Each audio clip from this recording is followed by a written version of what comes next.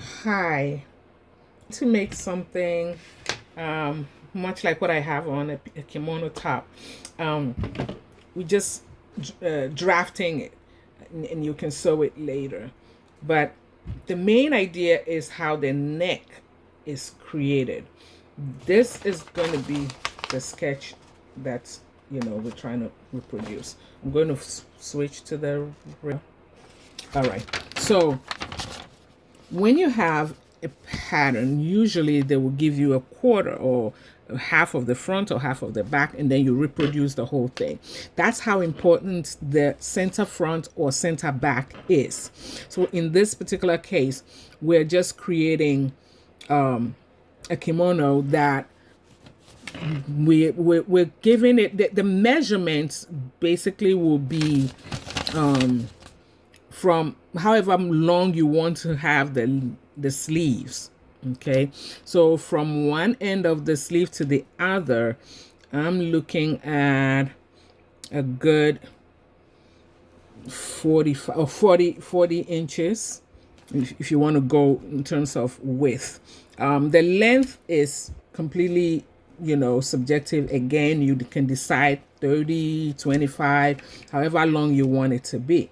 But again, this is a rectangle to start off with. So much like this, where something like this, I have written on the other side. So you have two pieces.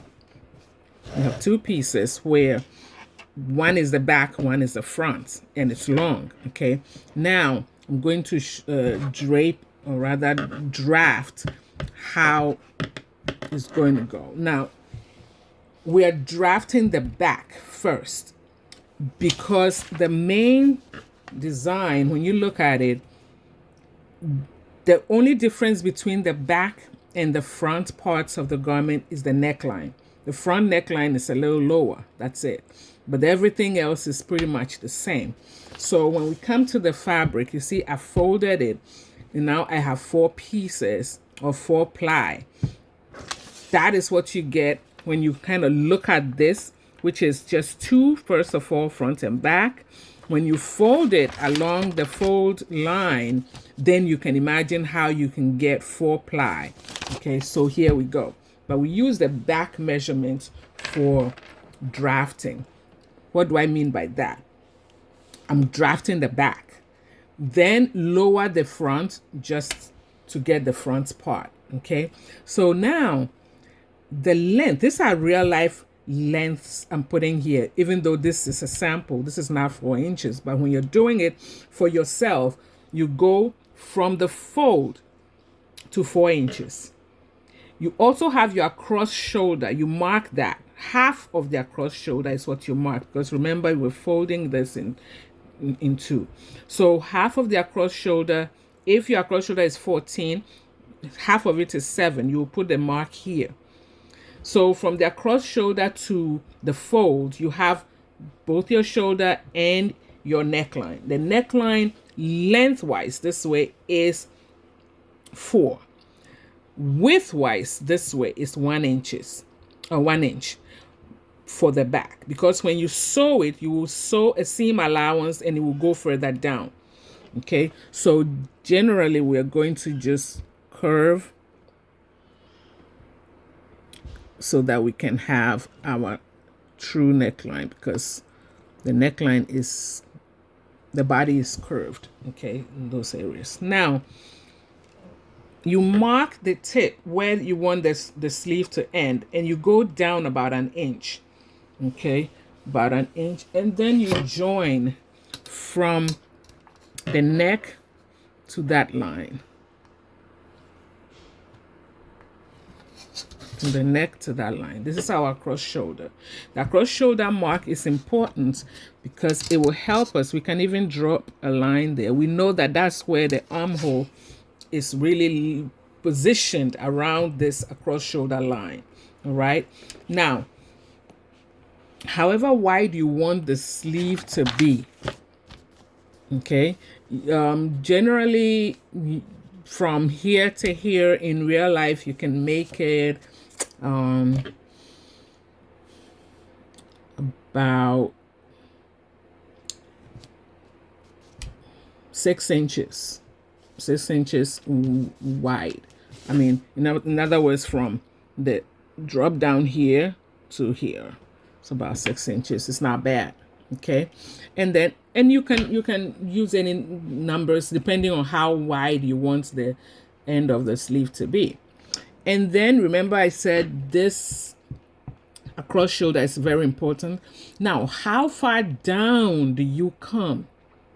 How far down do you come on this line before you curve? That's another number that is an average. It's 11 inches. Okay, 11 inches. But if you think you want to measure it, you can go from the middle of your shoulder to your bust.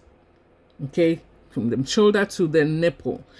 That gives you a certain number, a certain length that once you get, generally it should be around 10, 11. If you're small, it should be around 10, but 11 is generally the, so if this is 11, that gives you the position that you bring your armhole all the way to hit before you start turning. And you turn and go straight down. Okay, you start from about 6 inches here, or 8 inches, or 5 inches, however wide you want your sleeve to be. And when you're coming, you don't know where to turn necessarily, but the across shoulder helps you to know where to turn. And so you come there, and it's a curve, so you don't go hit it before, just like we did the neckline. You kind of curve it just around that place, and then you come down. And then the length of the blouse, however much you want it to be. That's it. Okay, from there you come and you cut out your neckline. You give it a shoulder slope, because we all have that shape where we kind of slope towards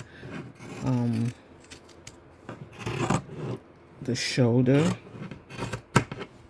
I mean, we slope down from the shoulder to the tip of the arm. Okay. All right. And then this is the back, the look of the back.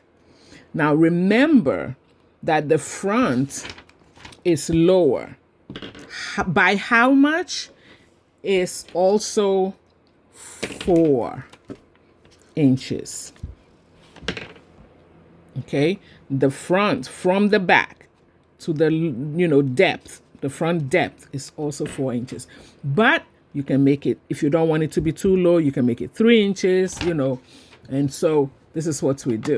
We have the back measurements. Then, because you already have the fold, this is what you do. You fold it. Okay. And you come down. The front is always lower by about 4 inches. And you cut. So let's say this is the front and this is the back. You have your front draping down like this, lower than the back. And that's your kimono. You sew the top, you sew the corners, sew top, sew the sides, and you're good. So give it a shot and let me see how it looks. Now, if your if your neckline is a little too big, instead of 4 lengthwise, you can do 3.5. Sort of length from center front to the shoulder. If it's too wide, you can go to 3.5 or 3. The main reason is we just want it to fit the head, and when you finish sewing this, it can take more away from the neckline. But that's the style. The idea is to make sure that you can fit it. Okay. And that's your kimono. Give it a shot. Thanks.